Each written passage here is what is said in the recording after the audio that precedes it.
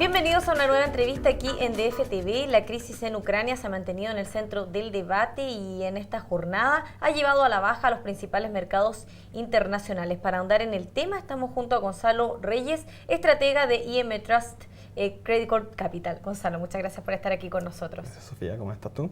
Bueno, hemos visto que en las últimas semanas, ¿cierto? Si bien la atención de los inversionistas ha estado centrada, por un lado, en la economía estadounidense, también en la economía de China, también se ha generado bastante volatilidad con lo que está ocurriendo en Ucrania. ¿Cuáles son los principales riesgos que hay en torno a esta tensión geopolítica para la economía y para las bolsas? Bueno, sin duda, tanto Ucrania como Rusia, en general, tienen una posición estratégica para lo que sería la energía en Europa. Entonces, lógicamente, eso le ha puesto un poco de ruido a lo que son las materias primas y también a las perspectivas de crecimiento de esos países, y lógicamente han sido mucho más afectados, por ejemplo, las bolsas europeas que las bolsas en Estados Unidos o en Japón. Tú me comentabas también que posiblemente se vea bastante afectada durante este año el crecimiento del PIB de Rusia por este conflicto. Efectivamente, a comienzos de año las expectativas para el PIB de Rusia estaban en torno al 2.4%. Hoy día podríamos estar hablando de 0.5% de crecimiento, lo que es una caída bastante grande, y de hecho si llevamos esa caída a perpetuidad podríamos estar hablando de algo así como 150 billones de dólares, lo que es bastante relevante. Otro tema que comentábamos era cierto cómo se han visto en cierta medida beneficiados los granos con el precio que debido a este conflicto, ya que Ucrania y también Rusia son exportadores de granos. Sí, son dos importantes exportadores de grano, entonces lógicamente que hayan tensiones genera que haya tensiones para las potenciales perspectivas de oferta, y eso lógicamente hace que los precios suban, tanto por un tema de riesgo como por un tema de perspectivas de crecimiento. Y ahora que se acerca ya la época de verano en Rusia, ¿cierto? ¿Cuáles son las posibilidades de que estas sanciones sean, digamos, más graves para Rusia debido a que no se vería tan afectado el tema del gas hacia Europa? Es lógico, a la medida que se acerca el verano hay menos necesidad energética y eso le quita un poco más de palanca a Rusia para negociar.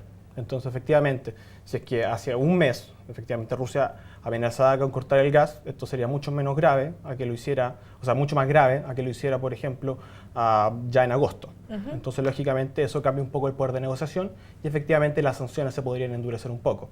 O alternativamente, Rusia ya no tendría una herramienta tan fuerte como para poder amenazar a la Unión Europea.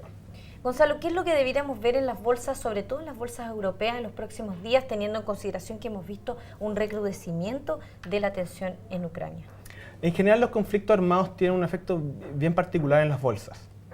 En la medida que se genera mayor tensión, o sea, que aumenta la probabilidad de que efectivamente esto se pueda gatillar en un conflicto armado, o sea, que escale significativamente. Que se transforme en una guerra. Por ejemplo, en general las bolsas van a estar comportándose un poco peores. Eso básicamente por una mayor incertidumbre, que lógicamente generaría riesgo para los inversionistas. En general hay un dicho que dice comprar cuando suenan los cañones y vender cuando suenan las trompetas de victoria. Eso es bastante lógico porque antes de que comience el conflicto armado hay más riesgo, entonces los activos son castigados y después la verdad es que la incertidumbre se diluye. La incertidumbre es bastante clave en comprender cómo van a ser afectados el comportamiento de los mercados. Exacto. Digamos. Y también es probable entonces que veamos un aumento de los llamados refugios seguros en las próximas semanas. La verdad es que sí. O sea, de hecho hemos tenido algo de comportamiento al alza en el oro, que probablemente es un commodity que es de activo refugio. Otros activos que son seguros en general, lamentablemente, o afortunadamente quizás, están mucho más afectados por lógica interna, como por ejemplo el yen Japón. El yen, o por ejemplo los bonos del Tesoro en Estados Unidos o los bonos del Tesoro en Alemania. Esos están mucho más influenciados hoy día por dinámica interna. Entonces, por ese lado no creo que vaya a haber un aumento significativo o una baja significativa en las tasas en Estados Unidos a producto de esto. Claro, tú me comentabas incluso que el caso de los bonos del Tesoro en Estados Unidos, considerado uno de los refugios seguros, se ven más afectados por lo que está pasando allá con el tema del tapering y también con el tema de las tasas de interés de la Fed. Sí, lógicamente, hoy día los dos principales riesgos que hay, o sea, hacia las tasas al alza, es que se concretice una mayor aceleración económica en Estados Unidos, haya una mayor recuperación, y eso genera alza en las tasas. ¿Por qué? Por dos razones. Uno simplemente porque mejoran las perspectivas y otro porque aumenta la probabilidad de que la Fed empiece a subir las tasas cortas, que es como la TPM que tenemos acá. Claro. Entonces, a medida que eso sube, hay mucho mayor espacio para que se ajusten las tasas largas, Es que así, sería el bono del tesoro de 10 años. Esa ha sido una de las preocupaciones que han tenido los inversionistas, que las tasas suban antes de lo previsto también. Exactamente.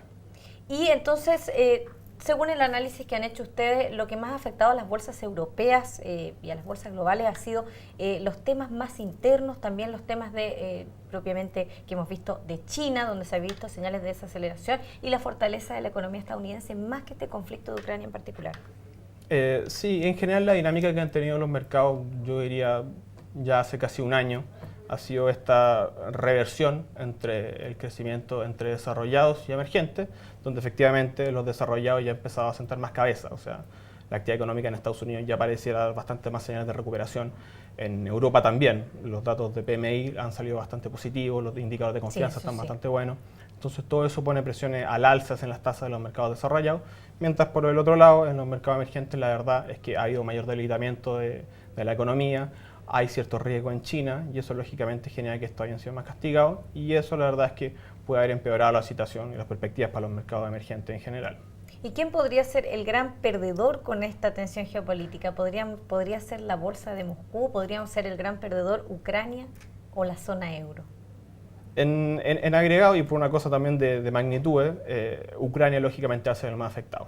O sea, es un shock más fuerte, mucho más fuerte hacia su economía. O sea, que ya está bien afectada en riesgo de default. Sí, Ucrania ya ha sido bastante golpeada después de la crisis subprime. La verdad es que le ha costado bastante más entrar en un camino hacia el crecimiento.